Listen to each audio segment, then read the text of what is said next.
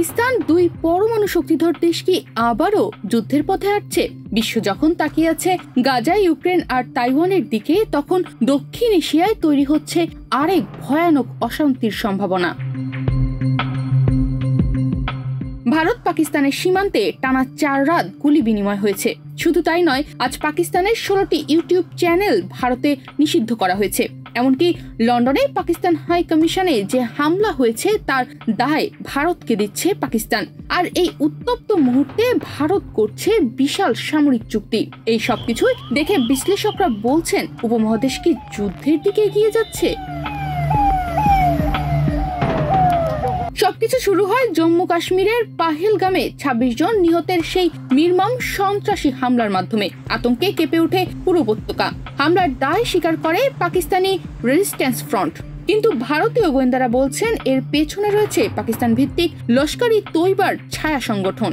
Committed acts of terror or conspired to hold them to make them possible. এরই মধ্যে ভারত সরকার কড়া পদক্ষেপ নেয়। শুধু তাই নয়, আজ উস্কানিমূলক ও সাম্প্রদায়িক উত্তেজনা ছড়ানোর অভিযোগে নিষিদ্ধ করে 16টি পাকিস্তানি ইউটিউব চ্যানেল, যাদের সম্মিলিত সাবস্ক্রাইবার 6,30,00,000। এমনকি আন্তর্জাতিক সংবাদ মাধ্যম বিবিসিকেও এ বিষয়ে সতর্ক বার্তা পাঠানো হয়েছে।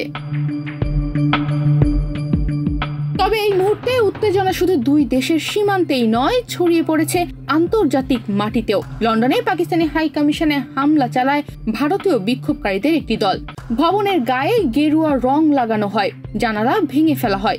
পাকিস্তানিদের তথ্যমন্ত্রী সরাসরি এই ঘটনার দায় দিয়ে ভারতের দিকে অভিযোগের আঙুল তোলেন। মোদি নে পাকিস্তান কো ঝুটে ইলজামাত পাকিস্তান পে লাগায়ে হ্যায়।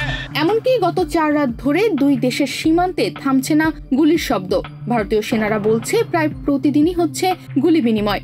এদিকে ভারত পাকিস্তানকে চাপে ফেলতে পাকিস্তান নিয়ন্ত্রিত কাশ্মীরের অন্যতম প্রধান নদী ঝিলামের পানি ছেড়ে দিয়েছে ভারত, যার ফলে পাকিস্তানে ইতোমধ্যেই মাঝারি মাত্রার বন্যা সৃষ্টি হয়েছে। এই উত্তপ্ত পরিস্থিতির মাঝেই ভারত ফ্রান্সের সাথে করে ফেলল 63,000 কোটি রুপির বিশাল সামরিক চুক্তি। তাদের নৌবাহিনীর জন্য কেনা হবে 26টি অত্যাধুনিক রাফাল AM যুদ্ধ বিমান। বিশেষজ্ঞরা বলছেন এই চুক্তি আসলে পাকিস্তানের প্রতি এক নীরব কিন্তু দৃঢ় বার্তা। এদিকে চীন এখন নিবিড়ভাবে নজর রাখছে পরিস্থিতির ওপর। চীনা পররাষ্ট্রমন্ত্রী সরাসরি ফোন করেছেন পাকিস্তানের উপপ্রধানমন্ত্রীকে। ইরান, সৌদি আরব, জাতিসংঘ, ইউরোপীয় ইউনিয়ন সবাই সংযমের আহ্বান জানাচ্ছে। ভারত পাকিস্তান দুই প্রতিবেশী, কিন্তু দুই পরমাণু শক্তিধর দেশ। এই দুই দেশের ছোট্ট একটি ভুল সিদ্ধান্তের ফলাফল হতে পারে ভয়াবহ বিপর্যয়। তনিমা রহমান, বাংলাদেশ প্রতিদিন।